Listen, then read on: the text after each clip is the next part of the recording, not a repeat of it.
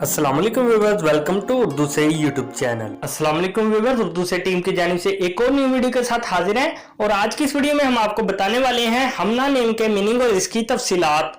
हमना के इंग्लिश में स्पेलिंग बनते हैं HUMNA। जिनस है इसकी लड़की, मज़हब है इसका मुस्लिम, मायनी है इंतहाई समझदार, ज़हीन और उम्मुल मोमिनीन हज़रत ज़ैनब रज़ियल्लाहु अन्हा बिन्त हजज की हमशीरा का नाम।